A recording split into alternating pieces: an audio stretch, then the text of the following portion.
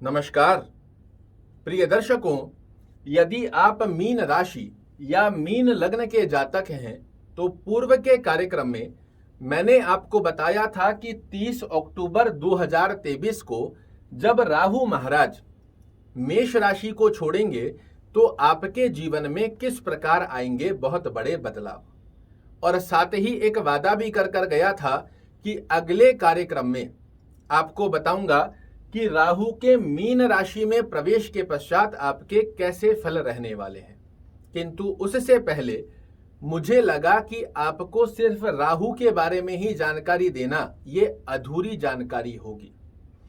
केतु को भी जानना हमारे लिए उतना ही आवश्यक है जितना राहु को जानना, क्योंकि ये एक ही शरीर के दो पार्ट हैं। राहु महाराज मस्तिष्क हैं और केतु महाराज धड़। और जब आप समस्या की जड़ तक नहीं पहुंचोगे तब तक आपके लिए सही से समाधान तक पहुंचना असंभव हो जाता है। इसी अवस्था को ध्यान में रखते हुए आज का ये कार्यक्रम बनाने जा रहा हूं और आपके लिए, मेरा विश्वास मानिए, आपके लिए ये बहुत महत्वपूर्ण कार्यक्रम होगा। क्योंकि मीन राशि वाले जातकों के लिए विशेष रूप से जहां एक तरफ राहु महाराज ने बड़े उतार चढ़ाव बनाए तो उससे 3 गुना ज्यादा नकारात्मक प्रभाव केतु ने दर्शा कर दिए हैं। और इसी कारण आपके जीवन में विशेष रूप से मीन राशि और मीन लग्न वाले जातकों के लिए अन्य लोगों की अपेक्षाकृत ज्यादा समस्याकृत अवस्थाएं देखने को मिली हैं। अष्टम भाव में बैठा राहु, माफ कीजिएगा, अष्टम भाव में बैठा केतु, ये हर तरीके से नकारात्मक दृष्टिकोण की स्थिति को पिछले 15-16 महीनों से आपके जीवन में बनाता आ रहा है।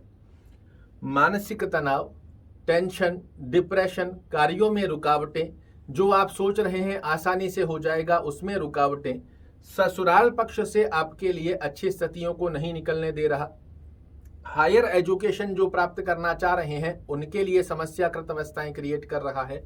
यहां से 1, 2, 3, 4, 5, जिस प्रकार राहु के पास 3 दृष्टि होती है उसी प्रकार केतु के पास भी 3 दृष्टियां होती है। पंचम दृष्टि से ये आपके द्वादश भाव को पीड़ित कर रहा है तो हॉस्पिटलाइज खर्चे, स्वयं के परिवार से संबंधित स्वास्थ्य रूपी योग के खर्चे, फिजूल की खर्चियां इतनी अधिक बढ़ा दी है कि सेविंग की स्थिति मीन राशि मीन लग्न वाले जातक भूल से चुके हैं। अनायास कोई कोर्ट कचहरी मुकदमा लिटिगेशन ऑब्स्टेकल की स्थितियों में फंसाना, विदेश से संबंधित जो स्थिति आप प्राप्त करना चाह रहे हो उसकी अवस्थाओं को अनबैलेंस करना। यहां से दृष्टि दे रहे हैं सप्तम दृष्टि धन भाव पर, पहले ही यहां राहु धन के ऊपर कुंडली लगाकर बैठा है। केतु की नकारात्मक दृष्टि धन की स्थितियों को और कमजोर करती आई है। कुटुंब परिवार में यशमान प्रतिष्ठा का योग प्राप्त नहीं हो पाया। वाणी के चलते बनते बनते कार्य जिसे इजी गोइंग वे में हम कर सकते थे वो हमारे खराब हुए। और नवम दृष्टि से भौतिक सुखों की कमी या भौतिक सुख होते हुए भी तनावग्रस्त अवस्था के चलते आप उनका आनंद ही नहीं ले पा रहे हो। जनता में अपयश का सामना करना, पेरेंटल प्रॉपर्टी से रिलेटेड विवादास्पद स्थितियों को एक्टिवेट किया इन्होंने। भौतिक सुख को कोई भूमि भवन वाहन आप खरीदना चाह रहे हो, काफी लंबे समय से उसमें रुकावटें क्रिएट करते रहे। किसी कार्य स्थिति के चलते आपने कोई घर खरीद भी लिया, नया घर बनाने का प्रयास भी कर रहे हैं तो उसमें लगातार कुछ ना कुछ प्रॉब्लम्स आ रही हैं।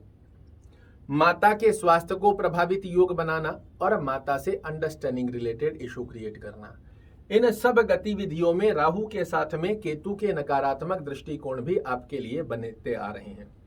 इसी बात को ध्यान में रखते हुए हमने आज के इस कार्यक्रम में केतु के बारे में अवगत कराना भी जरूरी समझा। क्योंकि आप समझो, आपको समस्या है 2 और आप कर रहे हो एक समस्या का समाधान, तो दूसरी समस्या तो आपके साथ बनी ही रह जाएगी और फिर कहीं ना कहीं जो स्थिति हम जीवन में चाह रहे हैं वो स्थिति हमारे पक्ष में बनकर नहीं आ पाती।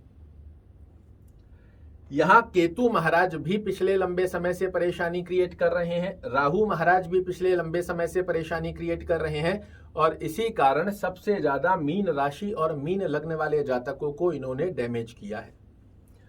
अब जब 30 अक्टूबर को राहु और केतु आपके लिए राशि परिवर्तन करेंगे तो अष्टम भाव से मानसिक तनाव, टेंशन, डिप्रेशन, कार्यों में रुकावटों की स्थितियों से आपको मुक्ति मिलेगी। फिजूल के खर्चे, हॉस्पिटलाइज खर्चों की स्थिति का योग समाप्त होगा। जो सेविंग नहीं हो पा रही थी वो सेविंग होना प्रारंभ होगी। कोई कोर्ट कचहरी, मुकदमा, लिटिगेशन, ऑब्स्टेकल की स्थितियां बनी हुई थी, उनसे आपको विजयता की स्थिति का योग प्राप्त होगा। विदेश से जो संबंधित आप लाभ चाह रहे थे जीवन में, वो समाप्त होंगे। लाभ की स्थितियां आपके लिए, नकारात्मक दृष्टिकोण समाप्त होगा। लाभ की स्थितियां आपके लिए एक्टिवेट हो जाएंगी। धन के ऊपर जो डबल कुंडली लगी हुई थी, एक तरफ राहु तो दूसरी तरफ केतु, धन के ऊपर जो कुंडली लगाकर बैठ गया था, इससे आप मुक्त होने जा रहे हैं। कुटुंब परिवार में पुनः से आपको यशमान प्रतिष्ठा की स्थिति का योग प्राप्त होना प्रारंभ हो जाएगा। वाणी के चलते जो आपके बनते बनते कार्य बिगड़ रहे थे, ये पुनः से आपके पक्ष में आएंगे। और सबसे ज्यादा अवस्था जो हर व्यक्ति अपने जीवन में चाहता है, भौतिक सुख और साथ में ही यश, मान और प्रतिष्ठा, वो जो स्थिति आप पिछले समय में खो चुके थे, उस अवस्था का लाभ भी आपके लिए निकल कर आएगा। अब यहां एक हिंट देकर जा रहा हूं अगले कार्यक्रम के लिए, क्योंकि मैंने आपको बताया था मीन राशि में राहु के फल कैसे रहेंगे, किंतु अब इस क्रम में एक और पद को जोड़ते हुए हम राहु महाराज के साथ ही केतु महाराज की चर्चा भी करेंगे कि राहु के साथ केतु के फल, जब राहु मीन राशि में आएंगे तो केतु कन्या राशि में आ जाएंगे, इनके फल आपके लिए कैसे रहने वाले हैं, ये कार्यक्रम आपको अगले स्वरूप में दूंगा और विस्तृत जानकारी के साथ वो जानकारी दूंगा जो शायद आपको और कहीं देखने को नहीं मिलेगी। एक हिंट और देकर जा रहा हूं, इन दो ग्रहों में पिछले लंबे समय से ये दोनों ग्रह आपको प्रभावित करते आए हैं, नकारात्मक दृष्टिकोण की स्थिति बनाते आए हैं, किंतु अब 30 अक्टूबर में से इन दो ग्रहों में से एक ग्रह आपको निश्चित रूप से मालामाल करने वाला है। कौन सा वो दोनों में से एक ग्रह है, इसकी जानकारी अगले कार्यक्रम में दूंगा। किस ग्रह को हमें इंक्रीज करना है और किस ग्रह को डिक्रीज करना है, इसकी डीप कैलकुलेशन को यदि आपने समझ लिया तो मेरा विश्वास मानिए, केतु की वक्री चाल करेगी जीवन में बहुत बड़ा कमाल। ये कमाल होते हुए आप देख पाओगे। आशा करता हूं मेरे द्वारा दी गई ये जानकारी आपको पसंद आएगी। कल फिर से एक नई जानकारी लेकर आपके सामने उपस्थित होऊंगा। तब तक के लिए नमस्कार।